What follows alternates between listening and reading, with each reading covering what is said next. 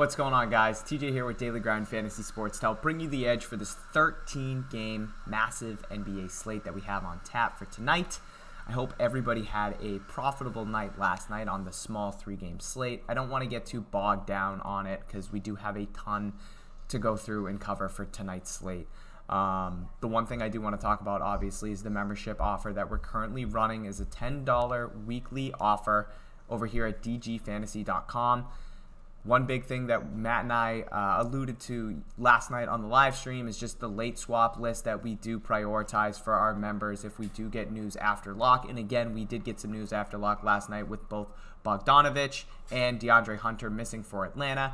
We immediately went to Reddish and Herter, and then when we saw the starting lineup that Herter was going to start over Reddish, we immediately told people to pivot. If you can, get Herter in your lineup. He absolutely smashed.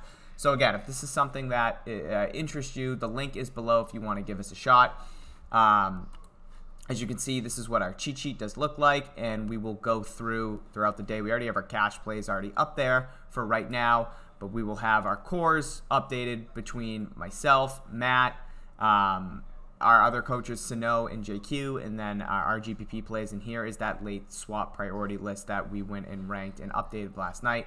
And again, that's something we're going to continue to do every single NBA slate, and this might be another slate where we have to go ahead and use the late swap priority list because we do have a bunch of pending news that we will get to. But let's go ahead and dive into tonight and what we have on tap currently. We have a 13-game slate. I'm going to go ahead and run through the matchups and the pending injury news or injury news that we already have. We have Washington and Cleveland right now, a 208.5 over under. Washington, a 3-point favorite. For Washington, we have no new injury news. For Cleveland, we did get news that Sexton will be out for the foreseeable future, so that's very big for Cleveland. We will touch base there on that game in Cleveland, the Cleveland side more specifically. We have Brooklyn and Orlando.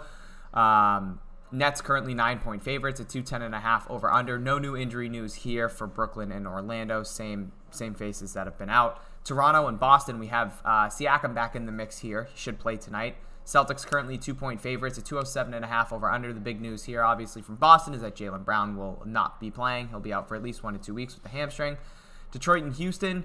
Houston currently 3.5-point favorites, a 210 over under. We do need to keep an eye on Kevin Porter Jr. because if he misses, that will open up some good value there for Houston. No new injury news for Detroit. Looks like Killian Hayes will play tonight. Milwaukee and the Knicks. Knicks currently 3.5-point favorites, a 215 over under. Milwaukee, same guys out. Brolo, doubtful tonight. Dante and Middleton. And then for the Knicks, again, we have to keep an eye on Noel and Mitchell Robinson. Both of them did not play last game, which was Monday night. So something to monitor. Again, starts at 7:30, so we could potentially get that news after tip. OKC and the Pelicans. Pelicans currently 4-point favorites, a 210 over under.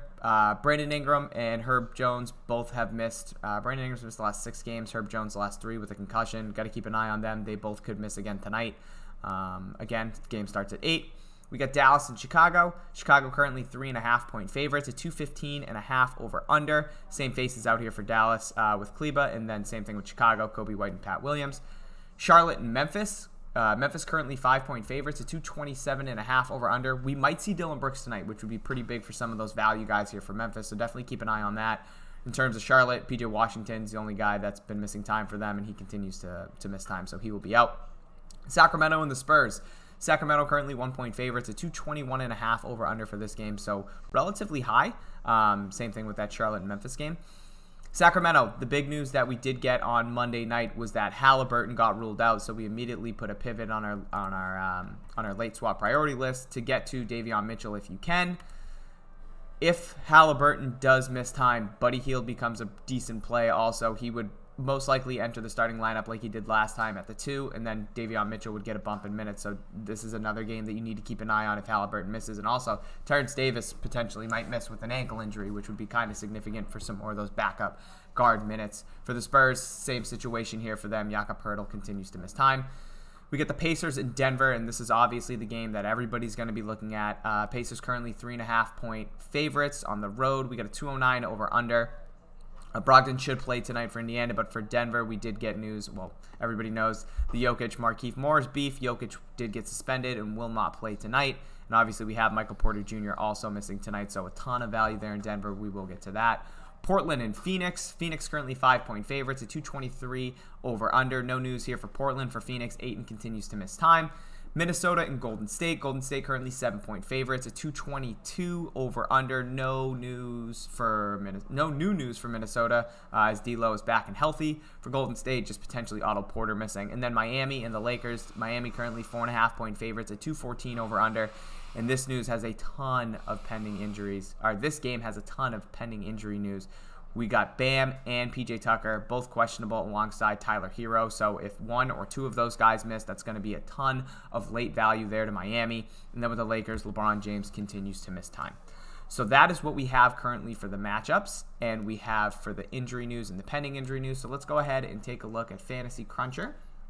And let's start off with Denver with a 212 over under with no Jokic and Michael Porter Jr. I'm going to go to my sheet and all my beautiful numbers that I have. So we don't have Jokic.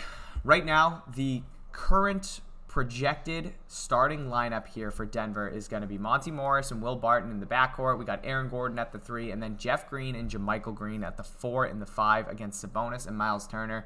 That is a very tough matchup there for those guys, but they are so cheap, and as you can see, they're carrying a ton of ownership right now. We have JaMychal Green at $3,200, projected 27 minutes, showing 50% ownership. And then Jeff Green at $3,400, projected 31 minutes, showing almost 41% ownership.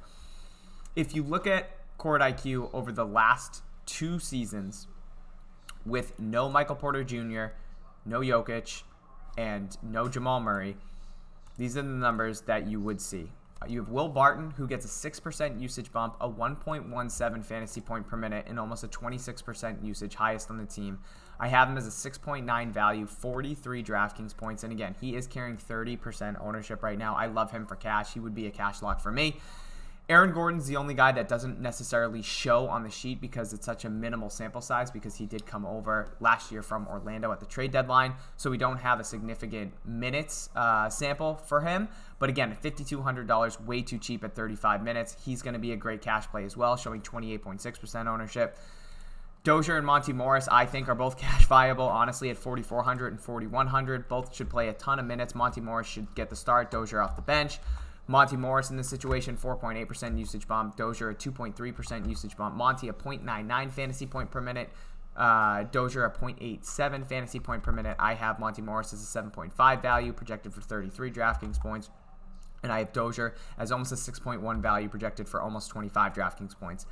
So I honestly think landing on one of those guys is safe for cash. Then you have Jeff Green and JaMychal Green. Jeff Green only a 0.55 fantasy point per minute with these guys off the floor. But again, that's in a limited minute sample size, so I'm not putting too much into that. Even so, at a 0.55, I would still have him for 17 DraftKings points, almost paying off his $3,400 price tag. And again, I don't think that holds true here. I would assume he'd be more of maybe a 0.7, 0.75. So we'll call it a 0.72. I would have him for almost 22.5 DraftKings points. So something to keep in mind. Jeff Green, obviously, if he does get the start at that price tag, seeing the minutes with Jokic off the floor and Michael Porter Jr. as well, he would be a cash lock for me. And then JaMychal Green, again, if both of these guys start, they're going to be staples in a cash lineup. JaMychal Green, I have projected for 26.34 DraftKings points. He's a 3.8% usage bump with those guys off the floor over the last 2 seasons and a 0.94 fantasy point per minute. So a ton of value here from Denver on a 13-game slate. Wouldn't be surprised if I have 3 or 4 of these guys in a cash lineup. If Monty Morris and Dozier are going to continue to show less than 10% ownership, I'm going to be overweight on them in tournaments. But I think from these 4, if you have 3, JaMychal Green, Jeff Green, Will Barton, and Aaron Gordon, I can get behind that in cash. Now, the one thing this is allowing you to do on this massive slate, having JaMychal Green and Jeff Green available as really cash building blocks is what I'm looking for. The studs on this slate are priced up incredibly. As you can see, we have a ton of guys that are north of 10K. Giannis at 12.3. We have Steph at 11.7. Luka at 11.4. All these guys have come up almost $1,000 from their last game. We saw Giannis last night. He got a $900 price increase. Steph got a $1,200 price increase. I think Luka got $700 price increase. Russ got a $900 price increase. Anthony Davis, $900 price increase. So all these guys, their price tags, KD, $1,000. They've all come up an absurd amount, not making them unplayable, but no one really knows what to do right now because we know the spend down spots with Denver. And I think what you're going to try and do is get your value in where you can, and then try to go from there and figure out what you're going to do with these studs, because you're going to be able to pay up for at least one of them. If you're going to Giannis, it's going to be very tough to get a second. But I think getting one of these studs and probably getting it correct is going to be huge. Kevin Durant currently, for north of the 10K guys, is showing the highest ownership at 9.2%. Jason Tatum at 5.5% right now would be third, and then Julius Randle is second. Or no, that's not right. Excuse me. Julius Randle showing the second most at 7.1% ownership, and then Steph showing the third highest at 6.7%. So I think nailing the stud value tonight, or not the stud value, the stud pay up is going to be huge with all the value given from Denver. It's going to be tough to try and figure out what road you're going to do. I'm not going to sit here and pretend like I have a guy that I would go to right now, because I haven't really dove into some builds. But again, I think you get the Denver value that you do want to play, and then kind of go from there and figure out what stud you want to go up and get. Obviously, Giannis at 12.3, I think he has the best ability to pay off that price tag.